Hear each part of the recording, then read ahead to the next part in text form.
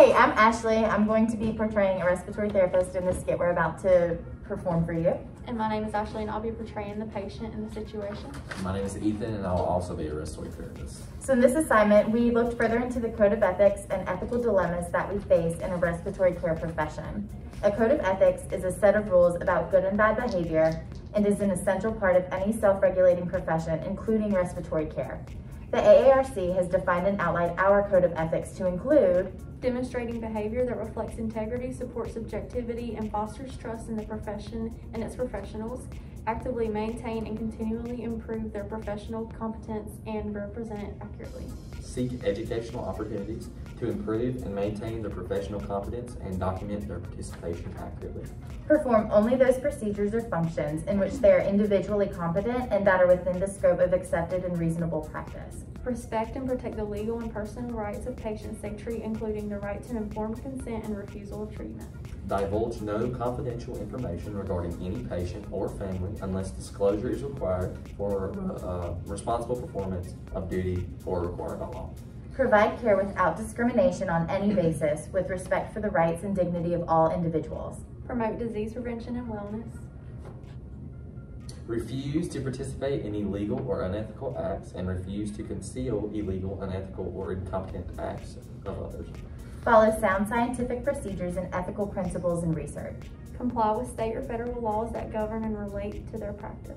Avoid any form of conduct that creates a conflict of interest that shall follow the principles of ethical business behavior. Promote healthcare delivery through improvement of the access, efficacy, and cost of patient care. Encourage and promote appropriate stewardship of resources. So while on paper, obviously it's kind of verbatim, and it's hard to practice these in the field, I'll say. A lot harder than just to read them. So what we're gonna do is show you a skit that will kind of outline these dilemmas, and hopefully you learn something from it. What? Hey, yeah, I just got out of the patient's room. Yeah, Nancy Geiger was her name. Yeah, dumb name. But she needed a nail treatment. She looked perfectly fine. She didn't need no nail. All right, I gotta go, Grandma. All right, love you. Hi, I am Ethan. I'm your respiratory therapist. I'm gonna check your chart. I think you're getting ready to be discharged. Let's see here. Yeah, you are. So let me see here what it says. You need an inhaler, okay? And, okay, so let me tell you, your inhaler, you're gonna get it. It's gonna come in a box, and it'll have a little paper instruction. It'll tell you exactly how you ever had one before? No, I've never had one. You don't have to worry about it. It'll be really easy to do. You gotta worry about not a thing, honestly. So, you know, you've seen movies, just, you know, it doesn't matter. It doesn't hurt. Just probably a few times, you know, just use it. Okay. Let's see. Also, I see that you've been having migraines. Yes, I have. Oh my gosh, I'm having migraines too. It's so Okay. bad. So, I got something here. This is what I take for my migraines, okay? What you do is, you know, it also has the instructions in there. Just fix it up. You take that when you got migraines, I tell you to fix you up. Okay. And it's safe to take even without a prescription? Oh, I'm sure. Okay. All right. But, do you have any more questions? Actually, I do. About the inhaler, I've never used one before, Yeah. so I don't know exactly how to use it. Okay. Yeah, I'm sure you can just, like I said, just look at the paper. If you need anything else, you really can just Google it anymore. You know, Google. So, see ya. All right, thanks. In this scene we just saw, several things went wrong. The first obvious violation of the code of ethics was professionalism. With my messy appearance, with my back turned, and me obviously not caring about the patient, I'm clearly not putting my best face forward for the patient. Also, I was obviously talking to Grandma about a separate patient that I shouldn't have been talking to, and she's not on a need-to-know basis. And that's a huge status violation. The second violation of the code of ethics is rationing care.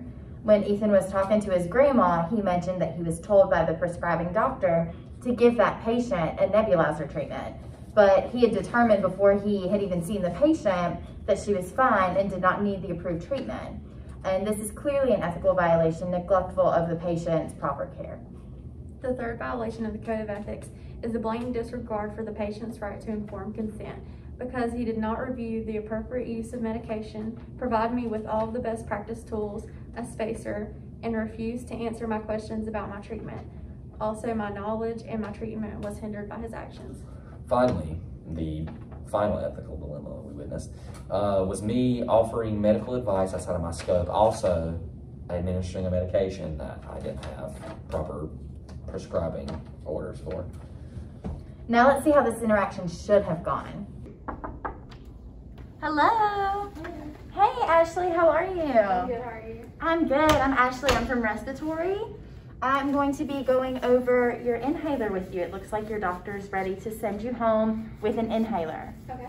Did he talk to you at all about that? No, not yet. Okay. Well, I'm going to go over that with you. Okay. First off, can you verify your full name and date of birth for me? Ashley Davis, 626-2000. Perfect. So when I was going through your chart before I came in, it looks like he wanted to give you an albuterol inhaler with a spacer. Okay. So I've got a sample and a spacer to send home with you. Want to go over it real quick, make sure you know how to use it before you leave. Okay. So, have you ever used an inhaler before? No, I have not. Okay, this one's pretty simple. We're going to be prescribing this just as needed. So you won't take it every day if you feel good. Okay. So it's prescribed as 1 to 2 puffs, 4 to 6 hours in between, if you need it. Okay. So, whenever you get it from the pharmacy, this one says Proventil, it might say ProAir, it might say Ventolin. It's all going to be this albuterol medicine. So, it's just different trade names, all the same stuff. When you get it, it's gonna have a little space, or a little puff, and then it's going to have a tube that you have to put into it. When you first get it, you have to roll it, get all of the medicine and everything mixed up really well in there. After you roll it, you'll go ahead and put it in here, and you have to do a puff first to make sure that everything's working good.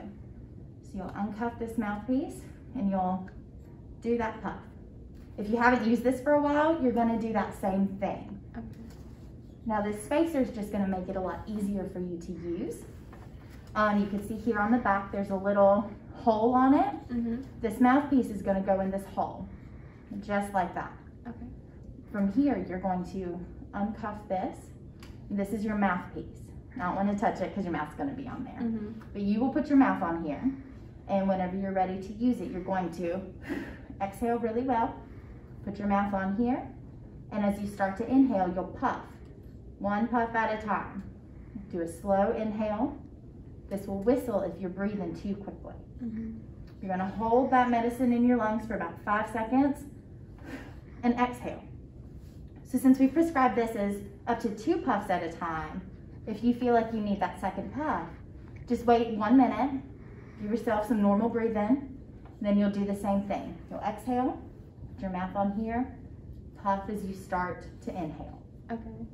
All right. With any inhaler that we prescribe, we do recommend that you rinse your mouth out really good after you use your inhaler. You know, sometimes medicines, they can cause thrush and stuff like that. We don't want that happening for you. Okay. All right, do you have any questions? Are there any side effects to it? So there is a chance of thrush with any kind of inhaled medication. That's why you rinse your mouth. With albuterol, some patients do experience like a jitteriness or like almost an anxious feeling. That's pretty normal. But if it's interfering with your daily life, be sure you call your doctor's office and they could readjust, see if there's something that might be better for you. Okay. All right, any other questions? Not that I can think of. I think you answered everything. Okay, so I will give this to you to take home. Okay.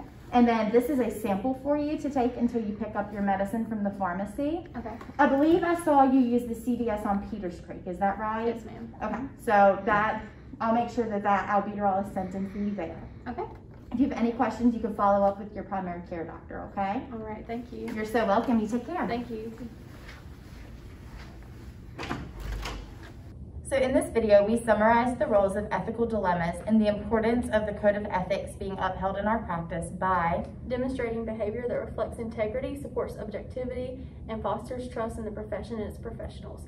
actively maintain and continually improve their professional competence and represent it accurately. Performing only those procedures or functions in which they are individually competent and that are within the scope of accepted and a responsible practice, as well as respect and protect the legal and personal rights of patients they treat, including the right to informed consent and refusal of treatment. Also, while promoting disease prevention and wellness.